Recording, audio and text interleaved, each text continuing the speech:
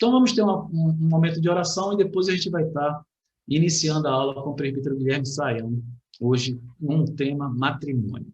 Vamos orar, irmão. Querido Deus e bondoso Pai, nós te bendizemos, Senhor, por mais um dia de vida que tu nos concedeste e mais uma noite em que podemos livremente e alegremente compartilharmos mais um tema na tua palavra.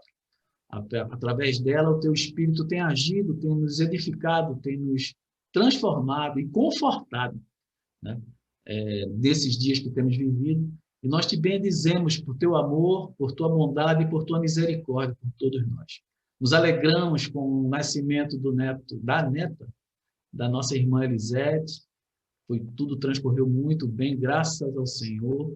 E ela está feliz, e nós aqui felizes com ela, comemoramos o nascimento da pequena, da cordeirinha do Deus de Jesus, a Maia. Que ela cresça em sabedoria, estatura e graça diante dos homens e diante de Deus. E que a vida dela transpareça a alegria e a glória de Deus na vida dela, na vida da família dela e na vida de todos que venham a conhecê-la. Nós te bendizemos também pelo aniversário de casamento do nosso irmão presbítero Carlos Soares, o Carlinhos, e da querida Débora. Que o Senhor renove o amor entre eles e continue abençoando aquela família, que é uma família bendita do Senhor, seus filhos, seus netos, e tudo concorra e continue concorrendo para a alegria dos teus servos e para a glória do Senhor. Te pedimos especialmente nesse momento pelo Moreno, filho da Francis, pela saúde dele, pela plena restauração dele, já te agradecendo pelo livramento que tu promoveste na vida dele. Abençoa a tua serva, nossa querida irmã Francis, que o Senhor tenha misericórdia e graça, né? Continue derramando a sua graça diante dela, na vida dela, para a glória do teu nome. Nós te pedimos também pela vida da nossa irmã Thalita, né? Serva do Senhor e esposa do reverendo André, que irá se submeter a uma cirurgia. Que o Senhor esteja à frente dos médicos, em todo o procedimento, o Senhor esteja presente e cuidando da tua serva, como o Senhor tem sempre feito conosco. Nós te agradecemos por isso também e te pedimos pela vida dela. Te pedimos pela mãe da Raquel, te pedimos pelo presbítero Guilherme Simon, pelo presbítero Manuel Sobrinho, pelas vidas preciosas desses irmãos e irmãs que precisam da tua cura, precisam da tua graça. E nós te pedimos, intercedemos por ele nesse momento. Sê conosco nessa aula, abençoe e unge o teu servo, o presbítero Guilherme Saião, para que ele venha falar não só dele, mas da parte do Senhor para os nossos corações. Ser com ele e ser conosco também, para que venhamos a entender e praticar tudo que iremos ouvir aqui, que vem da parte do Senhor. Te pedimos que seja assim, no nome santo de Jesus Cristo. Amém. Amém. Presbítero Guilherme Saião, com a palavra. Amém, irmãos. Bom, boa noite. É mais uma vez um privilégio, uma alegria podermos estar juntos, compartilhando esse tema tão propício, né, atual, que é sobre matrimônio, sempre atual, né? E vai ser uma alegria poder falar com os irmãos. Eu vou estar colocando aqui os slides que eu preparei, para a gente poder, então, em cima deles, estarmos trabalhando, então, esse tema.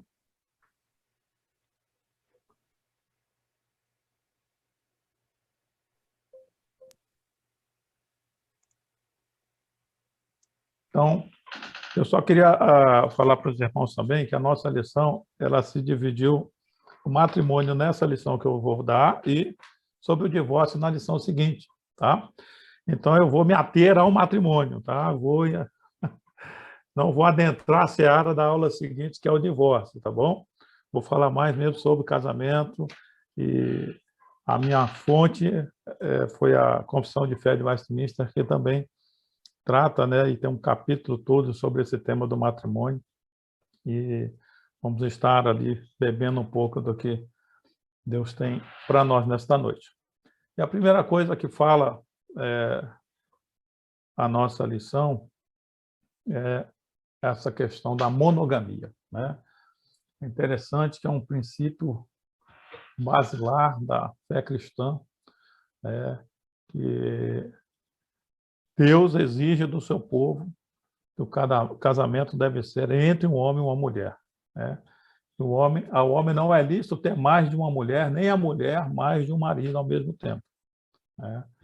E as referências que nós temos estão em 1 Coríntios 7, 2 e Mateus 19, 1 a 12.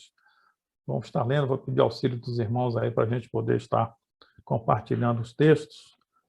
E o segundo tópico fala o que era permitido no Velho Testamento é proibido no Novo Testamento. Que é a questão que nós vamos estar debatendo um pouco, né? Por que que no Velho Testamento, por exemplo, podia haver casamento com duas mulheres ou mais e no Novo Testamento isso é proibido. Então a gente vai estar vendo um pouquinho sobre isso mais na frente, tá bom? Então vamos lá, 1 Coríntios 7, 2, o que que fala aí? Aquele irmão que achar, por favor, nos ajude. Mas por causa da impureza, cada um tem a sua própria esposa e cada uma o seu próprio marido. Muito bem claro, né? A palavra de Deus não deixa a gente com dúvida. Cada um tem o seu próprio marido, cada um tem a sua própria esposa. E agora esse texto de Mateus 19, de 1 a 12, né? É um texto em que Jesus fala, né, sobre o divórcio e sobre o casamento. Então vamos estar acompanhando. Aquele irmão que achar aí pode nos auxiliar, por favor. Posso ler? Pode ler. E aconteceu que, concluindo Jesus estas palavras, deixou a Galiléia e foi para o território da Judeia, além do Jordão. Seguiram muitas multidões e curou-as ali. Vieram a ele alguns fariseus e o experimentavam, perguntando: é lícito ao marido repudiar a sua mulher por qualquer motivo?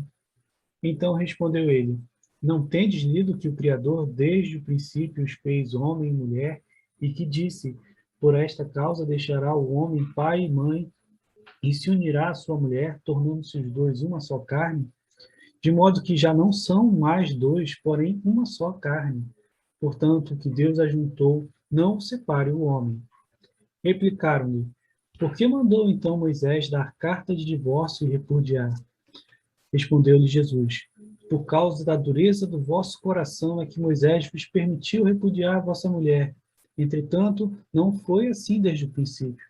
Eu, porém, vos digo: quem repudiar sua mulher, não sendo por causa de relações sexuais ilícitas, e casar com outra, comete adultério. E o que casar com a repudiada, comete adultério. Disseram-lhe os discípulos: se essa é a condição do homem relativamente à sua mulher, não convém casar. Jesus, porém, lhe respondeu: nem todos são aptos para receber este conceito, mas apenas aqueles a quem é dado. Porque há eunucos de nascença, há outros a quem os homens fizeram tais, e há outros que a si mesmos se fizeram eunucos, por causa do reino dos céus. Quem é apto para o admitir, admita. Amém. Nós vamos estar vendo agora, irmãos, os slides de 3 a 6 aqui.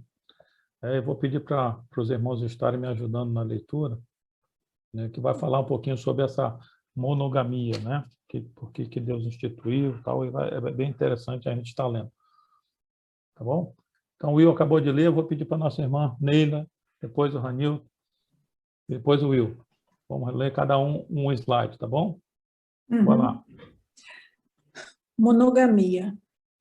Deus instituiu, no ato da criação, a relação social, emocional, sexual e interativa entre os dois primeiros seres humanos criados, Adão e Eva, o casal ancestral pelo qual a humanidade iniciou-se.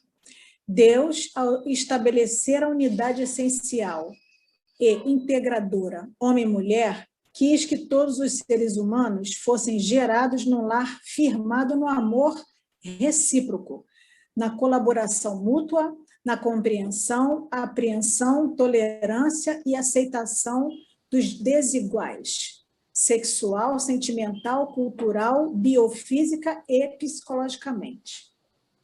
Amém. Então, Deus instituiu, no ato da criação, essa relação social, emocional, sexual, interativa entre os dois primeiros seres humanos, né? E assim foi da vontade de Deus que houvesse, né, entre o homem e a mulher, como diz aí o texto, esse amor recíproco, né, colaboração mútua, na compreensão, apreensão, tolerância, aceitação dos desiguais sexuais, óbvio, né, sentimental, cultural, biofísico e psicologicamente. 2, vamos lá. Guilherme, antes de falar disso, eu queria lembrar você, acho que não aparece para você na tela, mas a Rosângela, a Elisete e a Fátima também estão conosco, e a Ana, tá? Opa, então você vai escalando o povo aí para mim, pode ser? Tá bom, Faz depois esse favor aí, porque eu vejo só vocês 4 aqui. eu sei bom que que tem mais gente. bastante no começo. Obrigado, meu irmão, valeu. Então vamos nessa. O fato de a mulher ser parte do corpo do homem e partícipe da mesma natureza e das mesmas virtudes fundamentais levou a Escritura a ordenar ao descendente, ordenação divina, a deixar a unidade paterno-maternal para unir-se à sua esposa.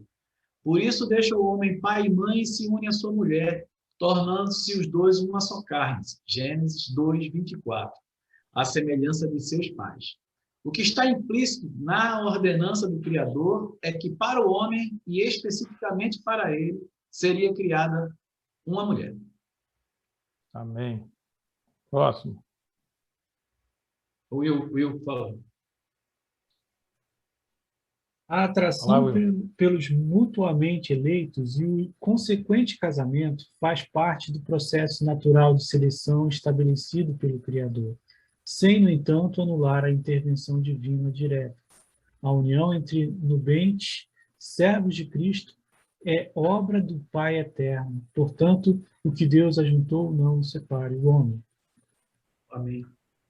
Amém. Então, como vimos, né, a monogamia está presente no casamento, né, na ordenança do Senhor de Deus para o homem, compreendendo tudo isso que nós demos, né, que Deus é quem instituiu para que o homem e a mulher pudessem viver dessa forma abençoadora, com compreensão, com apreensão, com tolerância, com aceitação, sendo partícipe da mesma natureza, das mesmas virtudes fundamentais.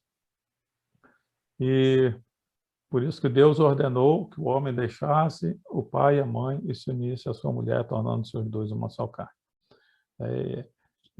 Já vi muitas pregações aqui a respeito desse deixar o homem pai e mãe, né, e unir-se à sua mulher.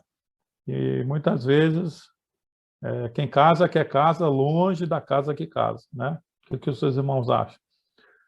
Hoje em dia, com essa dificuldade de se comprar as coisas, geralmente vai ficando no terreno da família, puxadinho para um, puxadinho para outro, puxadinho para outro, né? E muitos assim pregadores falam que é compreensível, né? Mas não seria o ideal. O ideal seria que você saísse realmente, deixasse pai e mãe, e ficasse longe para não ter problema. Vamos falar um pouquinho, vamos interagir um pouquinho. O que os irmãos acham? Guilherme, eu ia falar não diretamente desse texto, deixa o homem pai e mãe, mas um texto correlato fala sobre o homem deixa a casa de seu pai, né, sai da casa da tua parentela. É a mesma coisa, é uma outra versão. Mas, pasme, eu vi mesmo, né? Não foi aqui, tá, irmão? Foi em outro estado, em outro lugar, e a pessoa nem está mais entre nós, uma delas, mas alguém aconselhando alguém a não se separar, não se divorciar da sua esposa, porque esse texto não significava, olha só o que a pessoa fez, não significava abandonar a família. Deixe você pai e mãe. Ele entendeu, né, que ele sai da casa da tua parentela e vai para um lugar onde eu vou ter que morar. Ele entendeu isso que era um alvará para se divorciar. Né? Forçou bastante mas veja bem, não foi por ignorância mesmo. Né? Assim, você conhece também um texto, e você já comentou sobre isso de Osés, né? Um texto de Osés, saiu no Fantástico, inclusive, né? Do cara, ele não leu corretamente o texto e usou o texto para adulterar.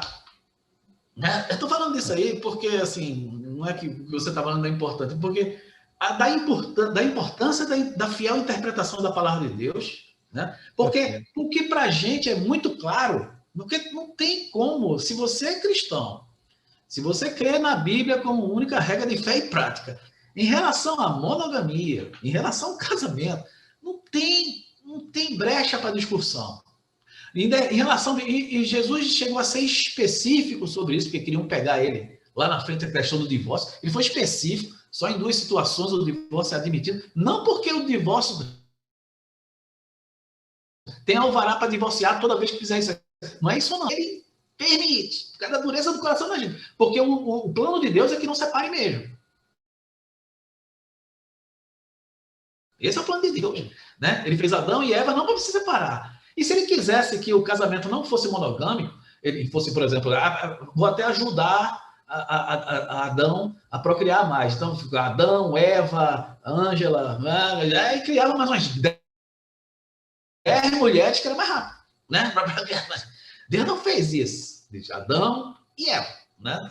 E ele não na Bíblia inteira, né? Assim, assim, eu fico até triste. Né, em chover no molhado numa situação tão clara, não é? Não há brecha para um outro pensamento que não seja a monogamia no casamento, que não seja a junção, um casamento para ser considerado casamento, ser a união entre um homem e uma mulher, não há brecha. Né? Você pode inventar o que você quiser, toda forma de amor vale a pena, é com você. Né? Mas na Bíblia não está dizendo isso, não.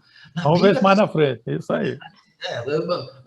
Mas em relação a isso aqui, em relação a principalmente, foi usado como termo para um alvará para o divórcio. Né? Como, do mesmo jeito que o texto de Osés foi usado, né? Ou foi interpretado para um adultério, né? Ou adulterar. Né? Você lembrava essa passagem, né, Guilherme? Eu não lembrava mais, não lembro onde é que está mais essa passagem. É um texto de Osés que o camarada lendo fala, vai, pega a amiga da sua, a esposa do seu amigo, adúltera e faz isso com ela. Não, adúltera não. Aí o cara falou, e adultera com ela. Aí ele foi lá, a Bíblia fala que eu tenho que, né, pegar a sua mulher. E o cara, mesmo, a Bíblia está falando, então, toma, a mulher tua. E o cara crau na mulher do outro. Quer dizer, aí saiu no Fantástico, se não me engano, foi alvo de gozação, né? E aí esquece os 10 mandamentos, não adulterarás, esquece também, porque está dizendo que adultera, então vamos adulterar. Não falei demais, terminei falando pra caramba. Mas vamos lá. É assim. Guilherme, a Rosângela levantou a mão. Opa, vamos lá, Rosângela.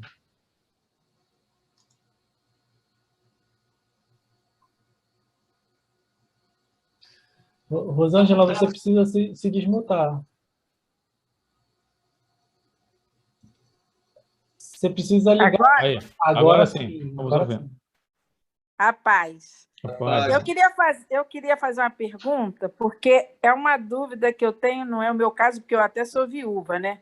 Mas eu tenho casos na minha família e eu fico preocupada, porque agora se instituiu essa questão de a união estável. A união estável é considerada perante Deus como um casamento ou não? A união estável, nós vamos estar trabalhando com ela um pouquinho mais na frente. Se a irmã puder esperar um pouquinho, a gente vai entrar nesse tema. Bem, pode ser? Eu estou assistindo a aula. Tudo bem. Pergunta de $1 milhão, não é? É quase a pergunta de $1 milhão, assim. Guilherme, vamos lá. Guilherme, olha só, a gente já está aqui pagando o preço da conta gratuita.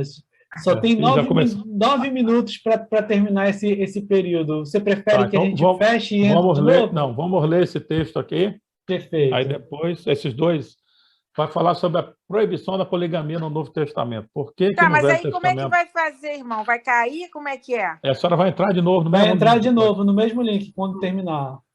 Ah, bom? tá Tá bom. bom? Tá bom, tá bom. Mas vamos lá. Quem que é o próximo aí, Ranilton? É a Elisete. Tá. Paulo estabeleceu analogia estreitíssima entre a união Cristo-Igreja e esposo-esposa. Efésios 5, 22 a 33. Esse texto está na nossa lição. Vamos dar uma lida. Vamos abrir lá Efésios. Faz parte do nosso... Efésios 2, de 22 a 23, são os deveres do marido e da mulher. Efésios 5.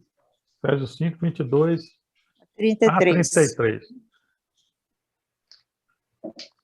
Nilton, vai lá, escala um aí para ler, rapidão. Fátima, está com ela ou não? Não, eu não peguei. Eu já Efésios abri, 5, posso 22, ler? então, pode, quem abriu, lê. Vai. As mulheres sejam submissas ao seu próprio marido, como ao Senhor. Porque o marido é o cabeça da mulher, como também Cristo é o cabeça da igreja, sendo este mesmo o salvador do corpo. Como, porém, a igreja está sujeita a Cristo, assim também as mulheres sejam em tudo submissas ao marido. Marido, amai vossa mulher, como também Cristo amou a igreja, e a si mesmo se entregou por ela, para que a santificasse, tendo-a purificado por meio da lavagem de água pela palavra, para a apresentar a si mesmo, igreja gloriosa, sem mácula, nem ruga, nem coisa semelhante, porém santa e sem defeito. Assim também, os maridos devem amar a sua mulher como ao próprio corpo. Quem ama a esposa, a si mesmo se ama, porque ninguém jamais odiou a própria carne. Antes, a alimenta e dela cuida, como também Cristo o fez com a igreja, porque somos membros do seu corpo. Eis porque deixará o homem a seu pai e sua mãe e se unirá à sua mulher e se tornarão os dois uma só carne. Grande é esse mistério, mas eu me refiro a Cristo e à igreja. Não obstante, vós, cada um de per si também ame a própria esposa como a si mesmo, e a esposa respeite ao marido. Amém. Obrigado, irmão. Continuando a leitura. Então, Paulo estabeleceu uma analogia estreitíssima entre a união Cristo-Igreja e esposo e esposa, conforme acabamos de ler. Continuando aqui que estava lendo. Assim, pois, como Cristo não tem mais de uma igreja, o marido não pode ter mais de uma mulher. Do mesmo modo como Cristo não trai sua esposa, a igreja, esta não pode ser infiel ao seu esposo, Jesus Cristo.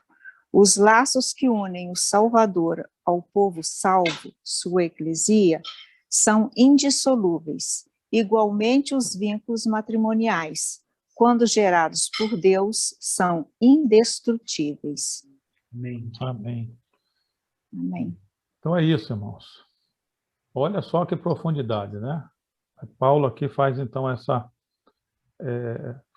falando sobre a relação do homem e da mulher como a relação de Cristo e a igreja, né? Então, do mesmo modo como Cristo não trai a sua esposa, a igreja, esta não pode ser infiel ao seu esposo, Jesus Cristo. Então, nós, igreja do Senhor Jesus, temos que ser fiéis, assim como somos fiéis a Jesus, nós, maridos, temos que ser fiéis às nossas esposas e às nossas esposas a nós. Os laços que unem o Salvador ao seu povo são indissolúveis. Então, como o Renilton falou, né? São indissolúveis. Igualmente, os vínculos matrimoniais, quando gerados por Deus, são indestrutíveis. O Renilton deu essa pincelada, apenas duas hipóteses para a dissolução do matrimônio, que é a infidelidade, né, e o abandono. Tá bom? Isso vai ser tratado lá quando nós falarmos na próxima aula sobre divórcio, tá bom? Então, passando para o próximo slide, vamos lá. Proibição da poligamia no Novo Testamento. Permitia-se no Velho Testamento a poliginia, priorizando o homem, permitindo-lhe viver com duas ou mais mulheres, o que acontecia com a anuência da esposa por submissão irrestrita e por aculturação sedimentada.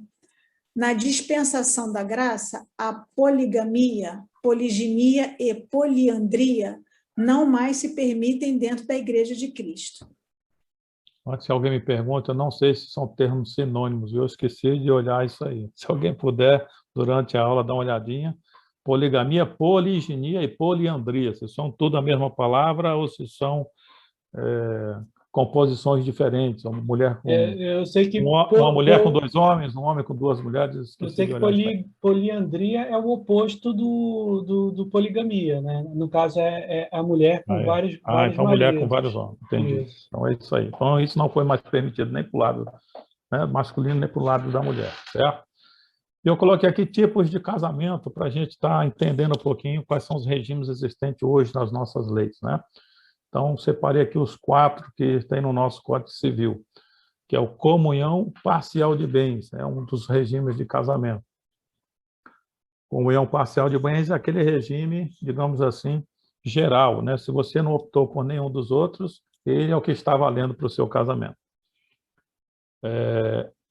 Ele se comunicam os bens, se esse casamento vier a se desfazer, os bens que foram adquiridos durante o casamento, certo? Está lá no artigo 1658 ao 1666. Existe também o regime de casamento da comunhão universal de bens, né? Ou seja, todos os bens que foram adquiridos do casamento e aqueles que vieram de heranças, né, de outras formas de doações, eles se comunicam, no caso, por exemplo, de um divórcio, né? Todos esses bens são partilhados, então, pelo homem e pela mulher, quando o casamento termina. E temos também o regime da separação total de bens, ou a separação de bens. Por exemplo, vão se casar, os 2 têm bastante posse, olha, eu não quero dividir nada, então eu vou casar e vou declarar os meus bens, e a gente se separando, esses bens vão continuar meus, né? E a lei tem alguns regimes, que é a separação total, por exemplo, a pessoa que vai casar acima dos 70 anos, ele tem que casar obrigatoriamente com a separação total de bens. Separação de bens.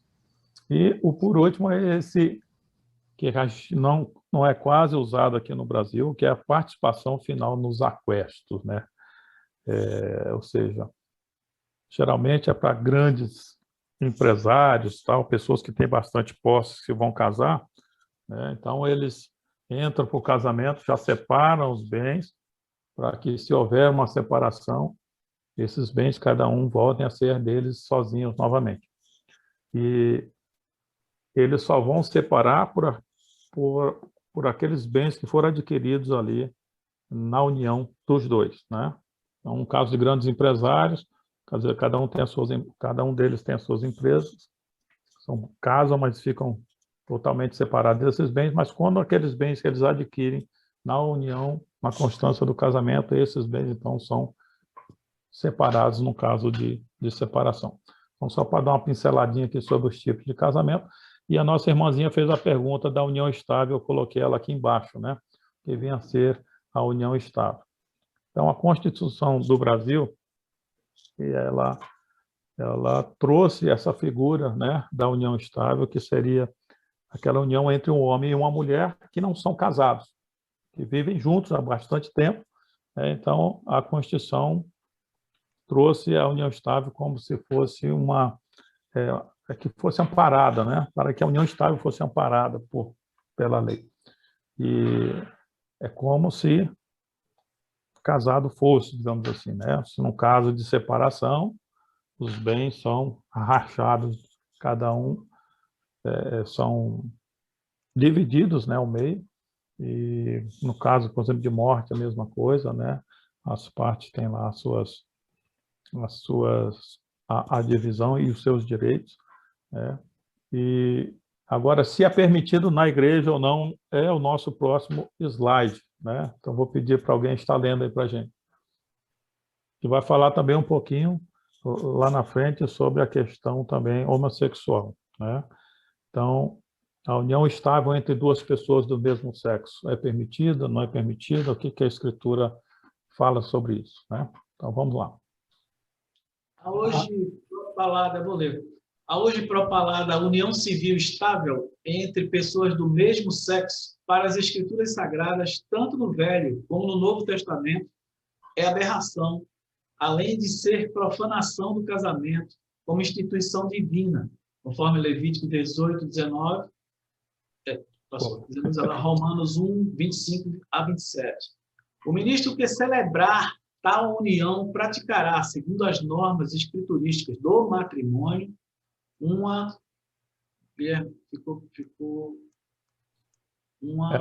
engoliu aí. Ficou ruim para ler. Uma ação anti-igreja e anticrística. Quer dizer, o ministro, o pastor que celebrar uma união. Ainda bem que não passou para mim, porque eu não ia nem saber. Anti-igreja.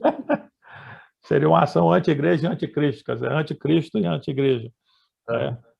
Aqui está falando sobre a união civil estável entre pessoas do mesmo sexo.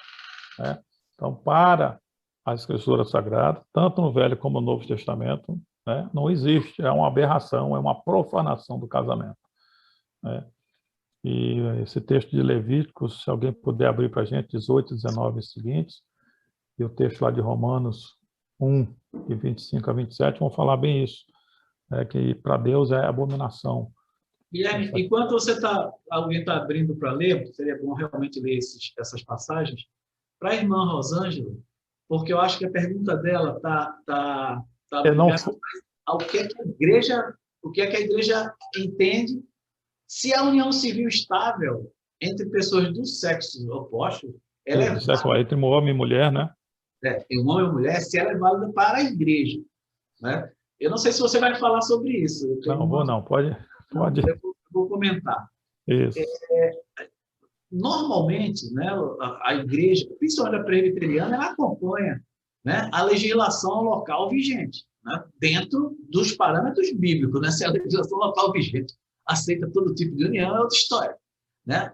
É aceitável, sim, mas como há eu vou dizer, me corrija se eu estiver errado, uma tradição em relação ao casamento, porque a questão legal, civil, né, em relação ao casamento, ela está bem clara, né, em relação à legislação. Né? Então, a união civil estável, ela tem o peso e a validade de um casamento. Né? É a mesma coisa. Né?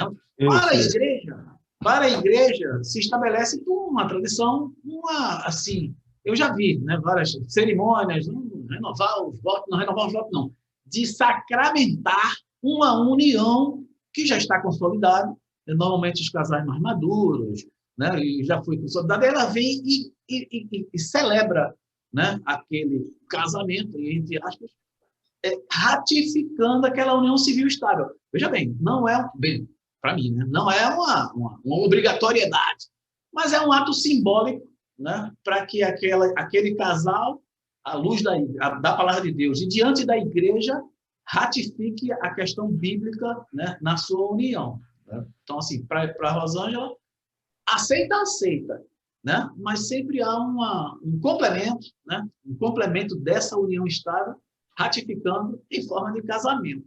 Né? Era isso que eu ia falar. A lei facilita, né? Segundo o nosso Código Civil, a Constituição fala que a união estável, que o Estado iria facilitar, né, essa conversão de união estável em casamento. Casamento, exatamente. Eu não sei se ficou claro, Rosângela, para você. O que eu estava perguntando é assim, a pessoa escolhe fazer a união estável em detrimento do casamento. É isso que eu estou perguntando. E aí isso tem validade para a igreja? Civil eu sei que tem, mas eu estou falando perante as leis de Deus. Para a igreja não, meu irmão. Para a igreja o que vale é o casamento. É a instituição que Deus instituiu. A união estável, por exemplo, na nossa igreja, se a pessoa estiver em união estável, né, ela, no nosso ponto de vista, estará em pecado, né? Porque ela não é casada, né, está vivendo como se casado fosse, e ela precisa se acertar diante das leis do país, casando, para então poder, por exemplo, fazer parte do corpo de Cristo. Era Na isso que igreja, eu estava isso. perguntando, Na igreja entendeu? presbiteriana, a gente não aceita como membro, não pode aceitar como membro uma pessoa que está em união civil estável, mesmo que seja, né, um homem, entre um homem e uma mulher. Mesmo que os dois sejam solteiros, né? E Mesmo que os dois optaram. sejam solteiros. Tem que se trabalhar para que esse casal se case, né? Aí, após o casamento, sim, a gente recebe como membros da igreja. Isso na igreja presbiteriana, né? As outras aí fora eu não sei como é que funciona, né? Mas para nós presbiterianos, assim, o casamento é o vínculo sagrado, né? Em que Deus une o homem à mulher inclusive perante as leis do nosso país. Então, a nossa Constituição fala que nós, membros casados, temos que estar casados, né? Se estivermos fora do casamento, estaremos em uma forma que a igreja não aceita. Então, Pois é, então é trabalha-se junto com esse interessante casal, falar isso. trabalha-se junto com esses casais para que se casem, então oficializar a questão, né, da membresia junto à igreja, certo? É bom isso, é bom que se É fale, porque as bom, né? pessoas estão começando a entender que é a mesma coisa, que tanto faz, entendeu? E não é, né? Existe aquele velho jargão, juntado com fé, casado é. Né? Mais ou menos por Muito lá no aí. norte, muito acontecia isso. Porque as pessoas às vezes moravam longe dos cartórios, né? No Brasil é uma dimensão continental, então para se casar era uma dificuldade muito grande. Então a gente via muito lá atrás, né? Antigamente, né? As pessoas se juntavam e ali recebiam a bênção só do padre, ou só de um pastor não, geralmente só de um padre, e ali eles constituíam família e viviam como se casado fosse. Aí, com a chegada de um cartório perto, muitas vezes, depois, eles se casavam já com seus 90, com seus 70 anos. Né? Isso eu vi muito lá na minha região. Amém? E hoje também, né, irmão, tem a questão financeira. Eu acho que fazer a união estável termina ficando mais em conta, entendeu? Então, as pessoas terminam achando que é a mesma coisa e escolhem a união estável. Porque Tá bom, obrigada. Porque a lei civil facilitou, né, e facilita no sentido da pessoa ter, digamos assim, os mesmos direitos praticamente. Né? Então, tem pessoas que, não, vamos experimentar primeiro, né, vamos sentir se a gente tem aquela liga, aí depois a gente casa, né, e começa a viver dessa forma. O ruim disso é que vem os filhos, daqui a pouco enjoam um da cara do outro, né, e aí fica, apesar de eles terem os direitos garantidos, a mãe, por exemplo, tem direito a alimentos, etc. e tal, né, mas o ideal mesmo é que se case e faça a coisa direitinho, né? Vamos lá, continuando o nosso... Então, aqui falando ainda sobre a questão homossexual. Próximo para ler. Leila, pode ler. A constatação da existência do homossexualismo não nos deve induzir à legalização de união promíscua e à sacralização de casamento entre homossexuais. Que a sociedade mundana faça isso, pois é liberal e alienada de Deus, tolera-se, mas não se há de tolerar na Igreja de Cristo tal procedimento, é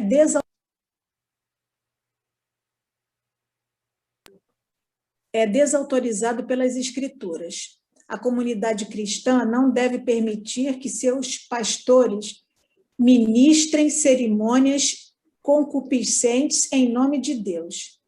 A igreja e o mundo são separados e antagônicos entre si. Amém. Então, acho que está bem claro aí, né, irmãos? União entre homens e entre mulheres do mesmo sexo, né? Não tem como. Guilherme, o texto de Levítico e de Romanos era sobre isso. Vamos lá. Se você quiser, a Fátima está com ele aberto. Pode ler para a gente, Fátima, rapidão, vamos lá. Levíticos 18, 19.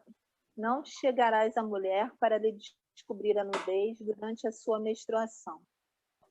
E Romanos 1, 25 a 27, né? Vamos lá. 25. Pois eles mudaram a verdade de Deus em mentira, adorando a servidão a criatura em lugar do Criador, o qual bendito eternamente. Amém. Por causa disso, se entregou Deus a paixões infames, porque até as mulheres mudaram o modo natural de suas relações íntimas por outro contrário à natureza. Semelhantemente, os homens também, deixando o contato natural da mulher, se inflamaram mutuamente em sua sensibilidade, cometendo torpeza, homens com homens, e recebendo em si mesmos a merecida punição do seu erro.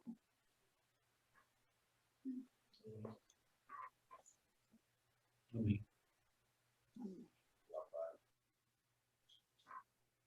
Esse texto de Levítico aí não está bem certo, não. Depois eu te procura direitinho. Bom, o próximo slide, agora nós vamos falar sobre os objetivos originais do matrimônio. Quais são os objetivos, né, do casamento? Né? E vamos ler alguns textos aqui que falam sobre essa questão, né, do matrimônio. Por quê? Qual os objetivos originais do matrimônio? Vou estar lendo isso. Fala assim: o matrimônio foi ordenado para o mútuo auxílio de marido e mulher, que está lá em Gênesis 2:18. Quem puder achar aí para a gente, puder nos auxiliar. Nós vamos precisar do auxílio da Bíblia, tá, irmão? Então, quem tiver aí com a Bíblia na mão, nos auxilia, que eu não copiei nenhum texto assim, não coloquei em slides, senão vai ficar muito grande. Então, o matrimônio foi ordenado para o auxílio mútuo de marido e mulher, está lá em Gênesis 2:18. Para a propagação da raça humana por uma sucessão legítima e da igreja por uma semente santa e para impedir a impureza. Gênesis 2:18. Disse mais o Senhor Deus: não é bom que o homem esteja só. Far-lhe-ei uma auxiliadora que lhe seja idônea. O outro é Malaquias 2:15. Eu tenho aqui já a nossa confissão de fé, já traz os textos para a gente que nos auxilia muito. Então fala lá. Malaquias 2:15. Não fez o Senhor mesmo que havendo nele um pouco de espírito, e porque somente um, ele buscava a descendência que prometera. Portanto, cuidai de vós mesmos, e ninguém seja infiel para com a mulher da sua mocidade. Aí está falando do auxílio mútuo entre marido e mulher. O tópico 2 fala da propagação da raça humana, uma sucessão legítima, e da igreja por uma semente santa. Então, nós, homens... E 1 Coríntios 7:2-9, vai falar sobre a impureza, né? Porque o casamento foi criado para que não haja impureza no meio do povo de Deus. Mas por causa da impureza, cada um tem a sua própria esposa, e cada uma o seu próprio marido. Isso, versículo 9. Caso, porém, não se dominem, que se casem, porque é melhor casar do que viverem abrasados. Então, o casamento foi, né, um dos objetivos dele para que o homem não caia na impureza. Né? E a síntese, né, desse que nós lemos está aqui: a cooperação natural dos cônjuges, a propagação e perpetuação da espécie e a descendência legítima, ou seja, filhos através de um casamento abençoado, um casamento debaixo da bênção do nosso Deus. Aí esses slides vêm falando um pouquinho sobre cada um desses itens, né? O que seria a cooperação mútua do casal? Eu vou pedir para alguém estar lendo para a gente. Elisete, se ela puder. E se não for acordar a Maia, né? O casamento, segundo a vontade de Deus, é uma união interativa consubstancial, um entrelaçamento de emoções, sentimentos, paixões, objetivos e ideais entre o homem e uma mulher. Não se trata, pois, como se pensa e se age modernamente, de ser o casamento apenas um contrato de convivência entre pessoas do mesmo sexo, ou até de sexos diferentes. Deus, pelo enlace matrimonial, realiza uma união permanente, mantendo o amor no coração de ambos.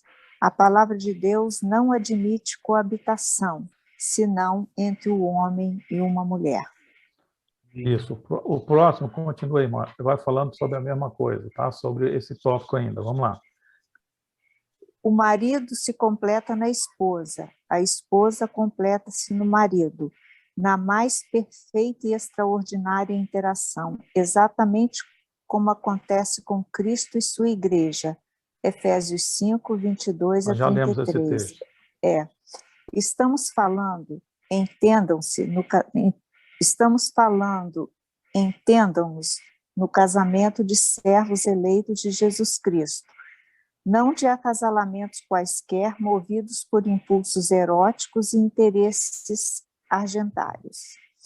O sexo é importante na união conjugal, como componente natural do prazer e meio de reprodução, mas o que sustenta o casamento, gera e preserva a fidelidade, é o companheirismo, a solidariedade recíproca, a cooperação mútua em todas as áreas da vida e em todos os transes da existência. Não é bom que o homem esteja só. Far-lhe-ei uma auxiliadora que lhe seja idônea. Gênesis 2, 18. Amém. Então, falando sobre a cooperação mútua do casal, acho que ficou bem explicadinho isso aí, né? Se alguém quiser falar alguma coisa, mas o casamento foi criado para isso, né? Para que o casal, né, tenha essa união permanente de amor, de cooperação entre ambos, e que Deus seja glorificado, né? E não como... quiser falar alguma coisa, fale agora, o cara se para sempre. Casamento é isso. Isso aí. É interessante. Ó. Estamos falando de casamentos de servos eleitos de Jesus Cristo, não de acasalamentos quaisquer movidos por impulsos eróticos e interesses argentários, né? Que é o que a gente mais vê nesse mundo de hoje em dia. É o casamento de santos eleitos tem esse propósito, né? do companheirismo mútuo. Né? E aqui vai falar um pouquinho sobre a propagação e a perpetuação. Vamos ver o que fala esse texto aí. Próxima para ler, Rangel. Pode ler, Fátima, se tiver lendo, não sei se ela está aí. Estou. O casamento conforme a sacra revelação visa a criação, a conservação, a estruturação e a perpetuação da família, base do casal. Leito dos filhos, ninho dos cônjuges. O lar sadio e bem construído gera lares sadios. Lares sadios formam uma sociedade sadia. As raízes do clã, quando profundas, sustentam inabalável e incorruptível a árvore genealógica da posteridade por muitas gerações.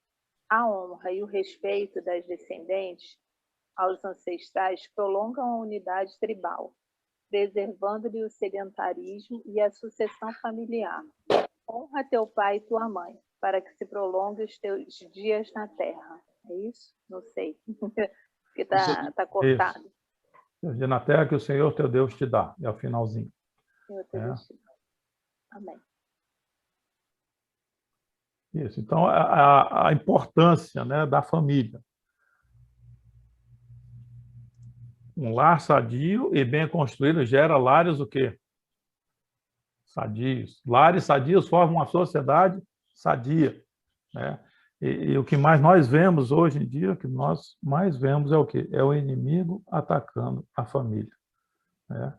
Uma sociedade forte, nós temos famílias fortes, né? O inimigo sabe que ele destruindo a família, ele acaba com a sociedade, acaba com as pessoas, né? E não é à toa que ele investe pesado na destruição de lares, né? Eu tiro isso, por exemplo, na aldeia lá onde meu pai trabalhou, no Mato Grosso do Sul. O índio começou a pegar a cultura do branco, né? Então ele junta com a mulher ali, tem 2, 3 filhos, pula para outra, deixa aquela família passando fome, a mulher com os filhos pequenos, junta com outra novinha lá, tem mais 2, 3 filhos, daqui a pouco está a mulher lá cheia de filhos e já pulou para um terceiro ajuntamento, né? E fica aquela sociedade, as crianças nascendo sem pai, uma sociedade totalmente desestruturada, filhos passando fome, né? Mulheres tendo que se prostituir para sustentar os seus filhos, E com isso, o nosso arqui-inimigo, né, vai ficando feliz porque está destruindo a família. Então, o objetivo do casamento é a perpetuação e a propagação da família. E o próximo slide aqui vai falar sobre a dissolução. Quando há dissolução da família, o que acontece? Né? Vamos lá, próximo para ler. Leu, Will. Vai, Will. A dissolução da família produz o caos social, a degradação moral das pessoas, a degeneração da unidade pátria, a corrupção dos lares, passam apenas a ser residências. A promiscuidade moral e o ecletismo místico, religiosidade polilátrica, sem qualquer santificação das pessoas. Sem lares verdadeiramente cristãos, a igreja não se unifica. E uma igreja desunida não edifica as pessoas e os núcleos familiares. A família, pois, é a base social e espiritual da igreja, mas ambas se beneficiam mutuamente, multiplicando e preservando ao mesmo tempo uma e outra. As duas crescem juntas ou juntas se debilitam.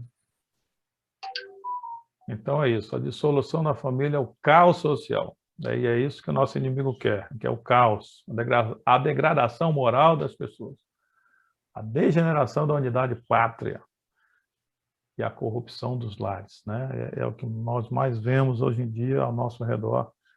Né? São famílias totalmente degradadas, totalmente longe de Deus. Né? Lares que as pessoas vivem como inimigos dentro da sua própria casa. Né? E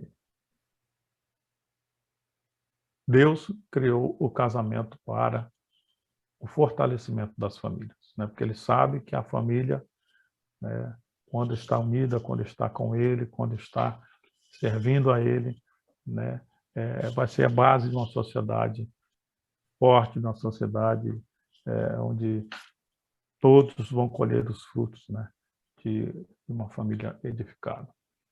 Aqui fala um pouquinho sobre a descendência legítima. Fala que Deus tem na terra os seus filhos e deles cuida zelosamente, mantendo-os unidos a si, né, a pessoa do primogênito da nova criação, do unigênito do Pai, Jesus Cristo. Tá bem? Que os pais, aqui eu não consigo ver o lado direito, também que os pais os tenham agregados ao sólido familiar, conchegados aos seus genitores, sob a proteção deles, até que tenham condições viabilizadas pelos pais de ter a sua independência e autodeterminação. E finalizando sobre a família. Deus, o instituto da família, não nos criou para a irresponsabilidade. Sua vontade é que geremos nossos filhos legitimamente em união conjugal monogâmica, que tenhamos nossas famílias, que criemos, planejamos e eduquemos nossos filhos para serem cidadãos dos céus e da terra. É muito triste ver tantos filhos abandonados sem as bênçãos estruturadoras da paternidade e da maternidade.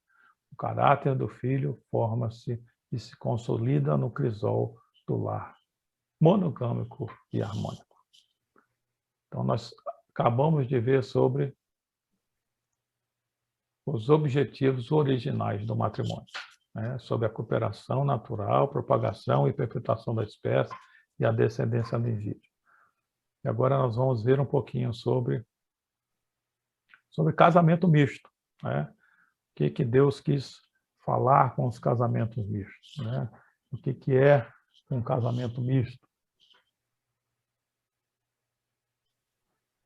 Eu queria assim abrir para que vocês pudessem falar um pouquinho, né? Eu sei que o nosso tempo está avançado, nós começamos meio tarde hoje, mas é sempre bom, né? O que vocês acham? É isso mesmo? A questão da família? Vocês também têm observado a degradação cada dia maior das famílias? É notória, né, Pedro? A ação do inimigo das nossas almas, a ação da humanidade na contramão do que Deus determinou, né? Assim, não é por acaso, né, que a gente sabe que Em João 5, 29, está dizendo aqui, sabemos que somos de Deus e o mundo inteiro já no maligno. E a ação do maligno a gente vê claramente, né, com os dardos inflamados sobre a família, né, sobre nós, né, sobre os filhos, filhas, né, nascendo. Então, assim, é muito importante, né, que nós tenhamos o embasamento correto, que é o que Deus nos dá, né, e mais do que isso, né, e essa é uma responsabilidade, né, sinceramente, que eu não sou digno de ter, mas Deus me chama, me convoca e convoca a todos que casaram, né, ou que vão casar, ou que pretendem casar, ou que não casaram, para serem modelo, para serem padrão. Né? Eu, por mim mesmo, não, né? Não sou modelo nem padrão de nada, mas sou convocado para ser. Né? Jesus Cristo nos convoca para isso, ele não nos chama para a gente ficar no ostracismo, ou no comodismo, ou no jeito que a gente vai, vida me levar, deixa, vida leva eu, né? Deixa a vida me levar, não. Jesus dá um padrão, ele dá um norte, e nós temos que perseguir esse norte, perseverar nesse norte e ser padrão, para que nossos filhos e filhas, para as pessoas da igreja olharem para a gente e dizer, é desse jeito que tem que seguir, é muito difícil. Se o Espírito Santo não agir na vida da gente, zero chance, né, da gente conseguir isso. Amém. Casamento misto, irmãos. Vamos lá um pouquinho. Quem pode ler para a gente? Rosângela, dá para ler, Rosângela? Ela está sem... Ela não mutou, né?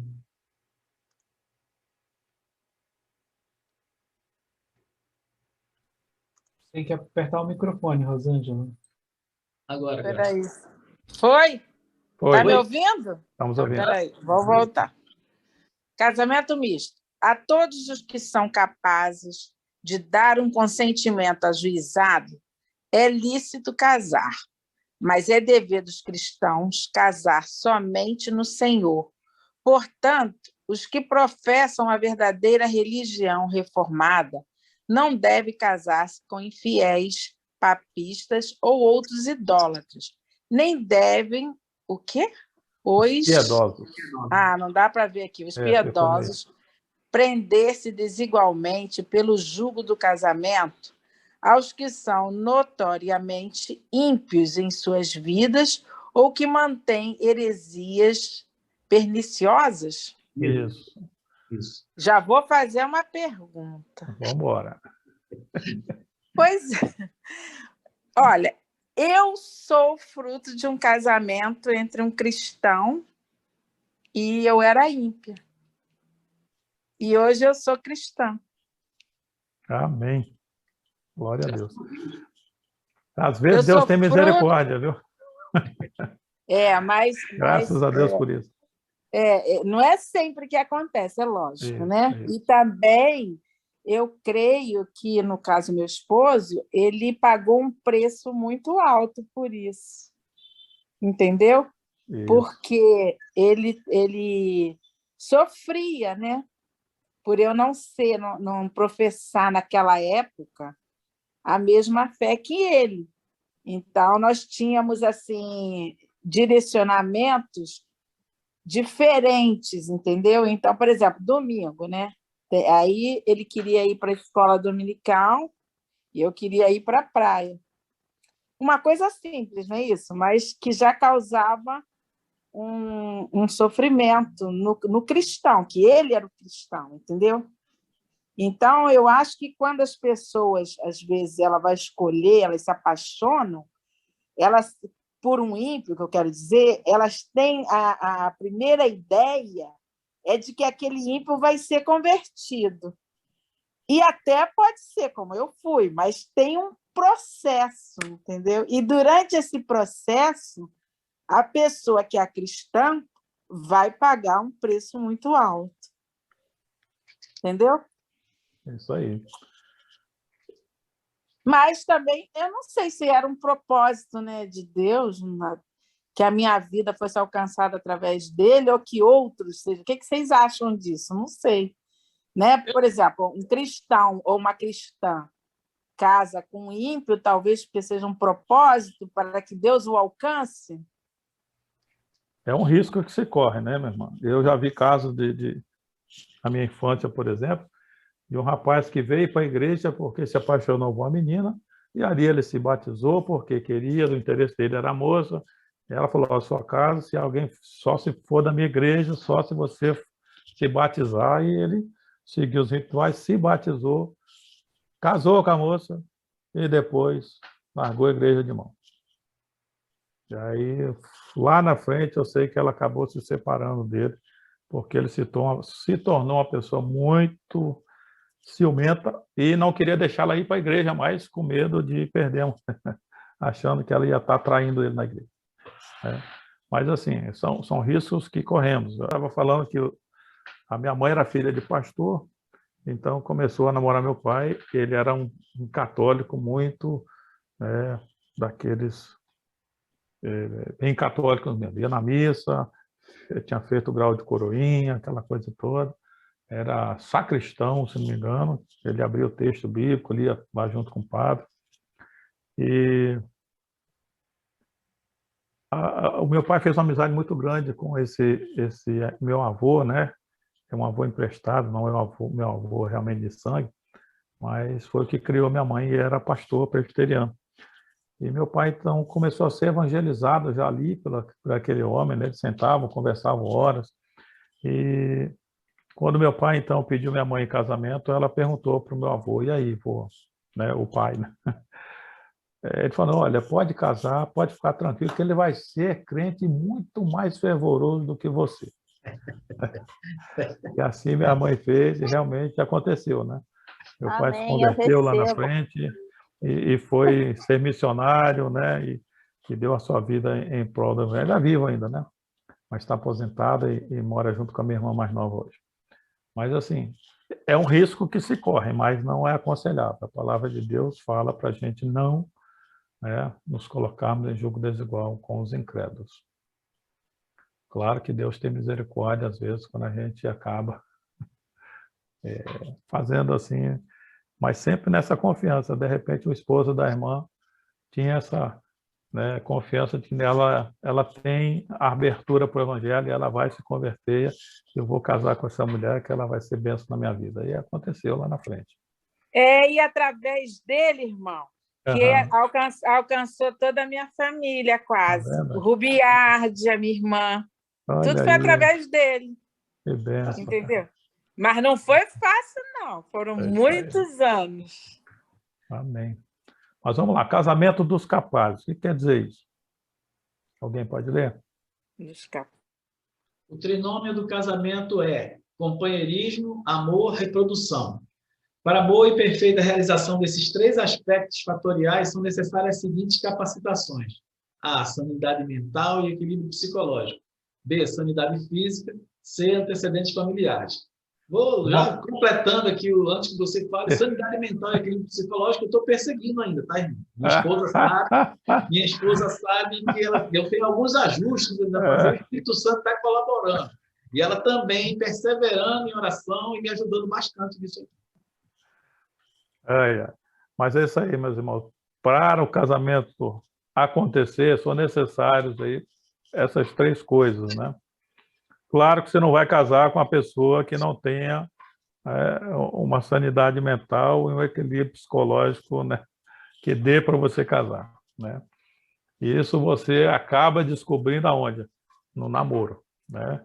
Namoro é justamente para isso, para ver se o cara bate bem nas bolas, se a mulher bate bem nas bolas, para depois você não chorar, né, com um casamento. Mas às vezes fica enrustido, né?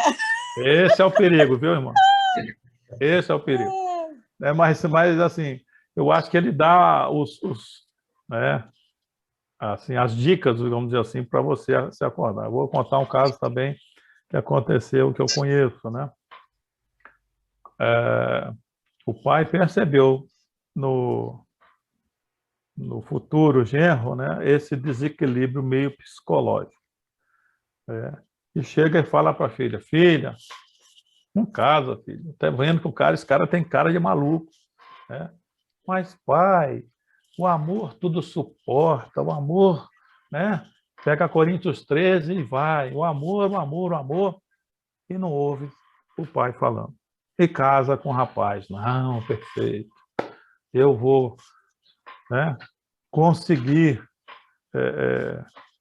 dobrar esse lado psicológico do camarada, né? E acabou casando. O que aconteceu, né? Realmente foi ver que o cara tinha um desequilíbrio psicológico, o cara tinha uma mania de perseguição, o cara tinha uma mania, um ciúme doentio, né? E hoje estão separados, mas se ela tivesse ouvido o pai lá atrás, ela não teria tido 3 filhos, etc. e tal, né, para depois se separar. Então, casamento dos capazes, né? E aqui vale também para as pessoas que não têm, você já percebe, né? Às vezes são epiléticas, são pessoas que não têm capacidade de casamento, então fica difícil você casar com uma pessoa com desequilíbrios psicológicos. E aqui fala a B fala da sanidade física. O que seria isso? Né? Que nem a irmã falou, às vezes você tem uma doença enrustida, você não sabe. Só a pessoa sabe. Vamos chutar aqui, por exemplo, o cara tem AIDS. Ele sabe que ele tem, né? Mas gosta tanto da menina que não tem coragem de contar. E acaba casando sem contar.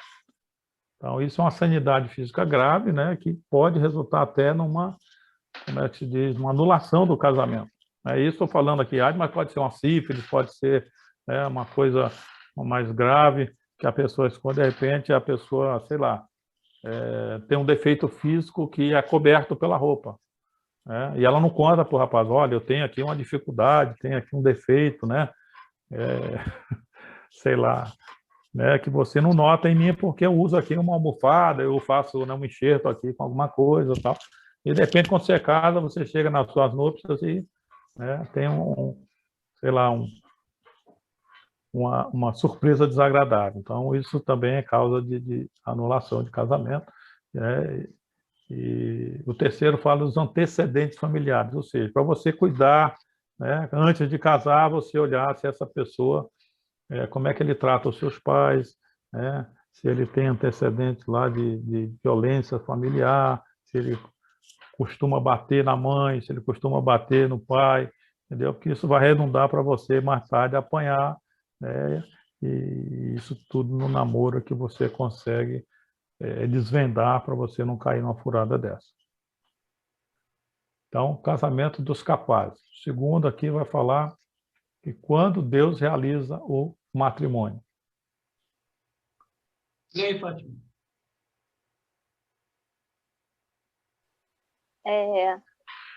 Quando Deus realiza o matrimônio, modernamente, o aspecto festivo das núpcias e a satisfação social prevalecem sobre o conteúdo moral e espiritual do casamento religioso.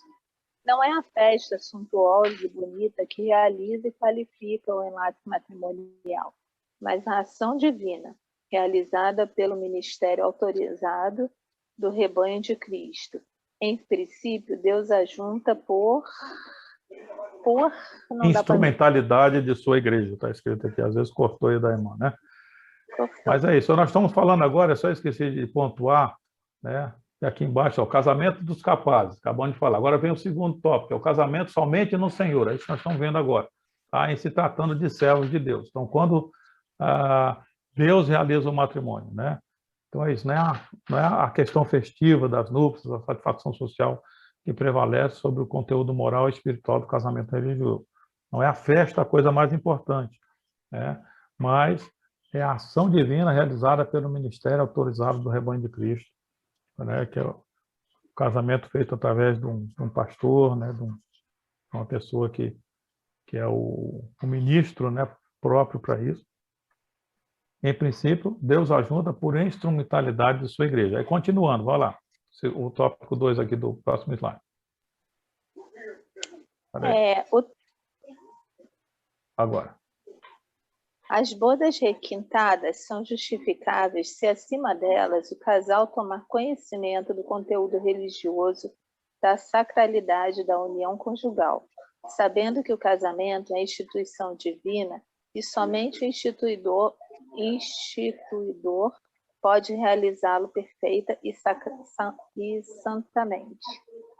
Dessa maneira, e sendo uma aliança sob o Criador, o casamento reveste-se de indissolubilidade e no sentido religioso de compromisso com Deus, em primeiro lugar.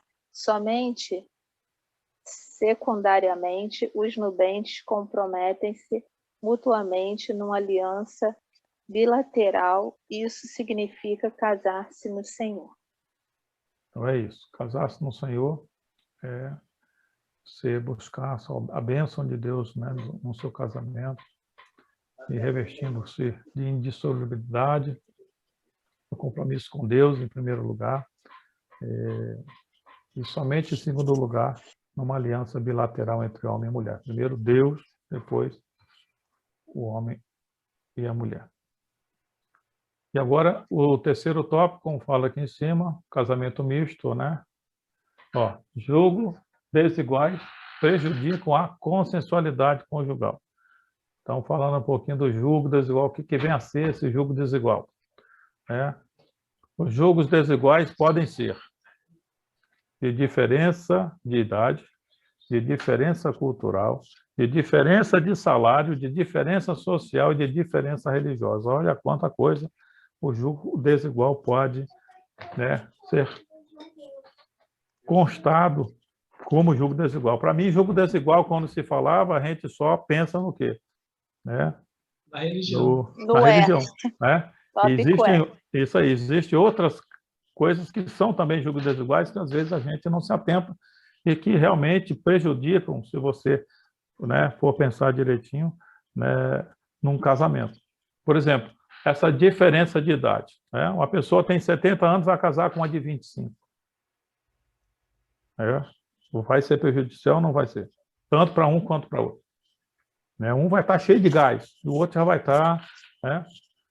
Então, essa diferença não vai ser boa para o casamento.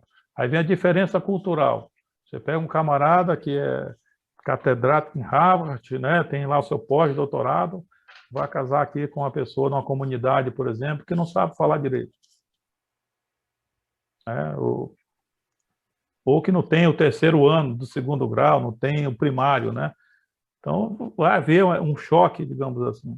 A pessoa vai ficar com vergonha de apresentar a esposa ou o marido, o cara falando nós vai, nós foi, nós ia, né?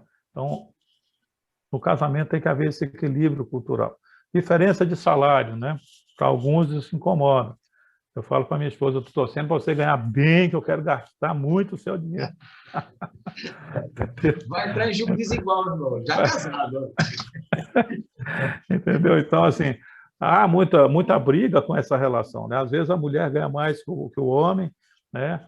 E ela quer mandar no casamento porque ela é quem manda nas contas, né? Então, há esse julgo desigual, há esse desentendimento no casamento.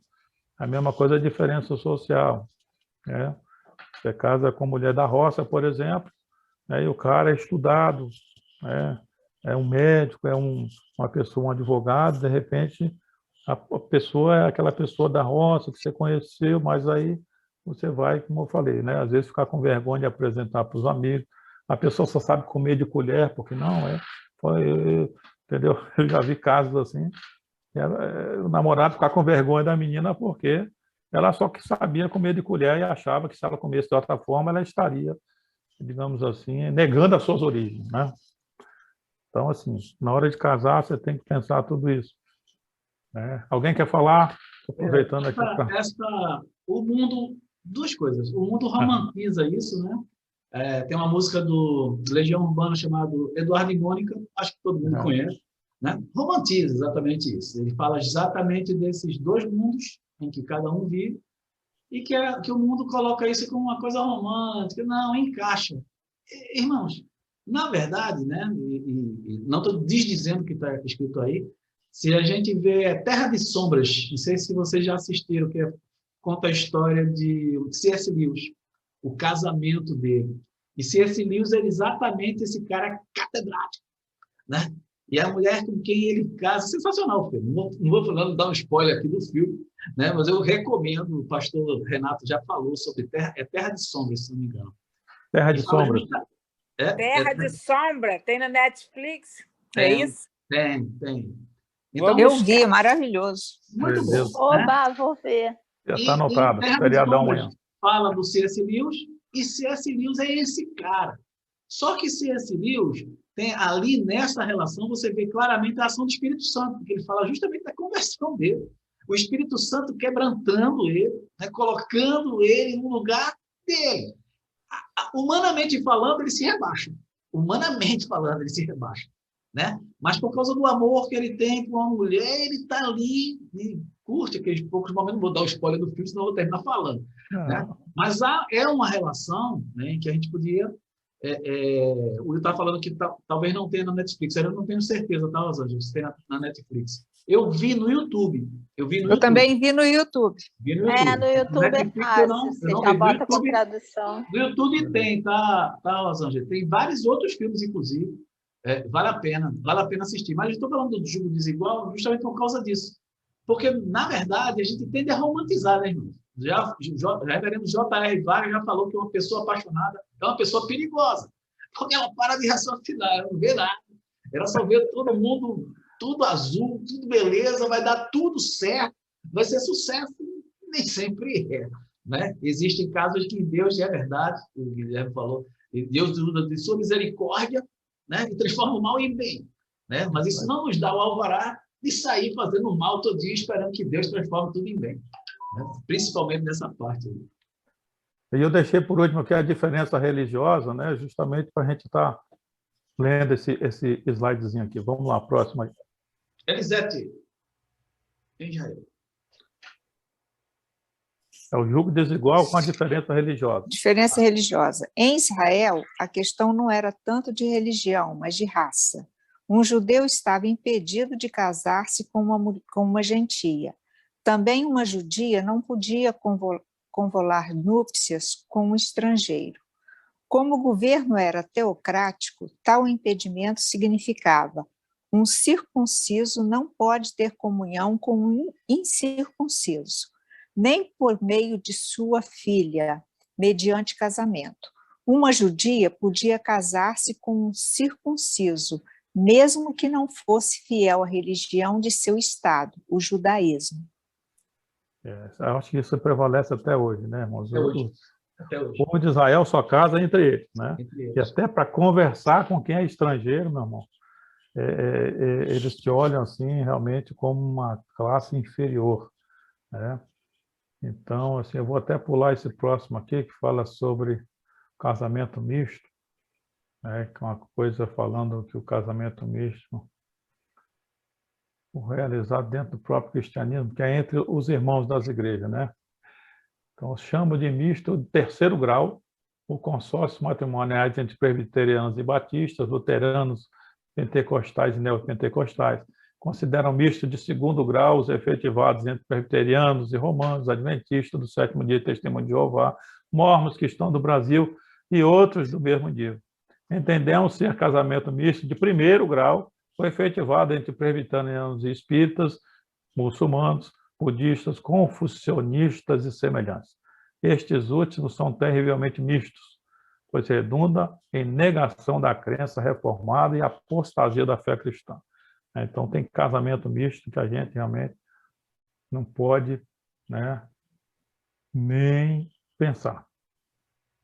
E aqui, fechando, então, o casamento misto, por que o casamento misto não deve ser, né, entre nós efetivado? Alguém quer ler? Los Angeles. Eu tenho que entender como é que eu tenho que fazer aqui. Ah, tá. Estão me ouvindo? Então.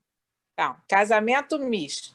Nos casamentos mistos, a manutenção do credo original fica muito difícil, se não impossível em numerosos casos.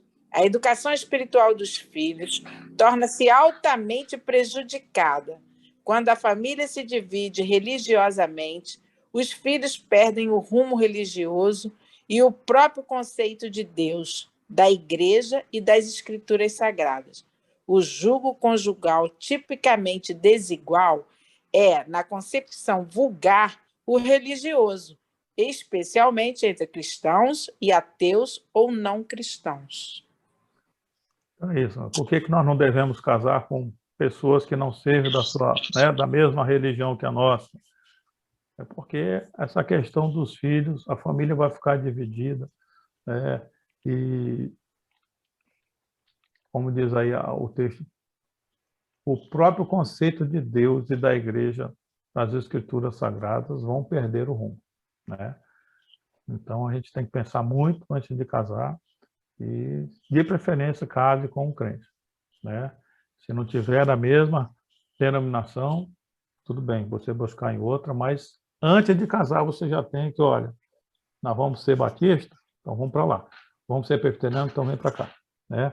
Então, que haja essa união entre o casal para que a família não vá metade para a Guerra Batista, metade para a Guerra Presbiteriana, metade para a Assembleia, metade para... Né? Porque aí fica difícil a convivência, certo? É aqui Rui. Eu vou repassar uma informação do Will. Era bom a gente acelerar e terminar para não ficar cortado, porque eu acho que é a última. Então, vou pular para o final. A questão aqui, eu posso falar agora, Hamilton, que é o seguinte, já está no avançado da hora. Eu sei que nós hoje tivemos um problema técnico bem desagradável, a aula começou bem mais avançada, mas é só porque realmente já são 10h20, né? Então, vamos fazer então a conclusão, e aí Vou terminar, então, irmãos, falando do casamentos consanguíneos, que são proibidos, e o último aqui são os casamentos, as uniões incestuosas, né? Que a Bíblia proíbe, tá bom? Então, fala aqui, casamentos consanguíneos são aqui entre as pessoas de graus de consanguinidade ou afinidade proibidos pela palavra de Deus, né? Tais casamentos incestuosos jamais poderão tornar-se lícitos pelas leis humanas, né? E o consentimento das partes, de modo a poderem coabitar como marido e mulher. É o caso, né, de pai com filha, filha com pai, mãe com filho, né, tios com sobrinhos, né? Tudo isso é proibido, inclusive, nas leis brasileiras, né? Não pode haver casamento com pessoas consanguíneas, porque o resultado lá na frente, as consequências podem ser indesejáveis, né? A questão da consanguinidade incestuosa quando o parente é muito próximo. Vamos falar sobre o incesto, né? Quando o pai estupra a filha, né, e acaba engravidando, o irmão estupra a irmã, né, acaba acontecendo. Mas isso, perante a palavra de Deus, não pode ser feito. Os casamentos consanguíneos, você pegar Levítico 20, 19 a 21, Deus proíbe a união de tios com sobrinhos, de irmãos com irmãs, né? E de pais com filhos, óbvio, né? Então, são proibidos por Deus e também são proibidos pelas leis do nosso país, tá bom? Primos também, irmão? Primos não, também? Primos está fora. Tios e sobrinhos não podem. Os primos são considerados de 4º grau, até o 3º grau não pode. Primos já são outros 500, já podem, tá bom? Mas é bom fazer um exame antes, quem for casar primo com primo, para ver se não há aquela problemática nos filhos, né? Que pode haver um gene, você ter o mesmo gene do primo e os filhos saírem abobalhados, com problemas de cabeça, né? E esquizofrênicos, etc. e tais, tá bom? Então, assim, aí as uniões incestuosas, né? Quando acontecem entre pais e filhos, irmãos e irmãs, tios e sobrinhos, né? Segundo as Escrituras, é incesto, que é pecado intolerável no meio do povo de Deus. Lá em Coríntios 1, fala do rapaz que possuía a própria madrasta, no caso, né? Que era a mulher do seu pai. Paulo comenta isso, que na igreja lá de Corinto tinha um caso desse, que ele estava, então, abismado com a igreja que não tinha ainda tirado esse camarada para fora. Então, a igreja não pode admitir entre seus membros o incesto e o atentado violento ao pudor. Então, é isso, irmãos. Vamos encerrando aqui, porque o nosso tempo realmente... avancei bastante, porque nós começamos um pouco tarde, e aí muita coisa para falar. Não, então, a gente começou bem mais tarde. Eu até peço desculpas a você, Guilherme, por esse inconveniente. A gente vai estudar um meio disso não se repetir nas próximas vezes. E peço desculpa a todo mundo, não somente ao Guilherme, mas a todos, porque é realmente bem desagradável ter que ficar saindo e entrando, né, da que a gente tinha um outro canal para entrar, mas o outro canal deu verde, a gente teve que voltar para a sala do Will para poder, então, a aula continuar. Tá bom? Então, houve esse contratempo, né? Mas, graças a Deus, deu para a gente falar bastante coisa. Acho que a gente Espero que os irmãos tenham sido pode edificados, né? encerrar com uma oração, quem é que o Ranilton vai designar para fazer a oração? Eu vou pedir a Fátima para orar, mas antes agradecer novamente, não só ao Guilherme, aos irmãos e às irmãs que participaram da aula até agora, né? Graças a Deus, deu para a gente pegar bastante coisa, né? Deu, assim, foi muito proveitosa e produtiva, embora tecnicamente a gente não tivesse uma continuidade, mas assim, eu acho que quando você sintetizar para o YouTube vai ficar legal, né? Eles não vão ter os atropelos que a gente Não, teve. eu vou fazer uma edição certinho, vai ficar tudo no mesmo arquivo. Mesmo assim, né, foi muito bom, né? O Guilherme conseguiu aqui. Da próxima vez que acontecer isso, chama o Guilherme de novo. Porque a turma tem que ser a mesma, Rosângela, Neila, até a Maia. Até a Maia ajudou. Mas aí a gente vai agradecer a Deus, a Fátima vai orar, e agradecendo novamente aos irmãos e às irmãs pela participação. Deus os abençoe. Fátima, por favor. Mas, irmão, eu não participo porque hoje eu estaria dando aula, Eu né? sei, Porque hoje é Antônio. pós-facultativo. A gente sabe. Você é sempre bem-vindo aqui e a gente sabe que você sempre vê depois também. Graças a Deus. Amém. Valeu. Fátima. Querido Deus e Pai, estamos aqui para te agradecer por esse dia, te agradecer por essa classe, pelas informações que o Guilherme trouxe para nós, agradecer porque o Senhor reuniu aqui aqueles que precisavam estar e que pedimos a Deus que esse vídeo vá para outras pessoas que precisam desse esclarecimento. Sabemos que são muitas pessoas que precisam, Deus, e que o Senhor possa falar ao coração de cada um que assistir, Senhor. Que o Senhor possa estar falando também aos nossos corações nessa noite, nos dando orientação, nos guardando, Pai, e abençoando. Abençoa cada um desse grupo, Senhor, o Will, os nossos professores, ó Deus, o Denilson hoje não pôde estar aqui, Senhor, a Ju, e Deus, que o Senhor possa estar guardando a vida de cada um, abençoando, que eles possam participar nas próximas, possam assistir o que foi gravado, e te agradecemos, ó Deus, mesmo com todas as dificuldades, podemos estar aqui, podemos ouvir um pouco mais da tua palavra e do teu ensinamento. Abençoa cada casa, cada lar, cada um que está assistindo e cada um que se dispôs a estar aqui contigo, Senhor. Amém. Abençoa, Pai, a vida da Maia, seus pais, Senhor, sua vovó que está aqui com a gente. Ó Deus, muito obrigada, Senhor. Abençoa cada um, aqueles que estão também passando por momentos difíceis agora de saúde, Senhor, que o Senhor possa tocá-los e curá-los. E com a tua graça, Pai, tirá-los da situação. Senhor. Tudo isso nós já te agradecemos no nome de Jesus. Amém. Amém.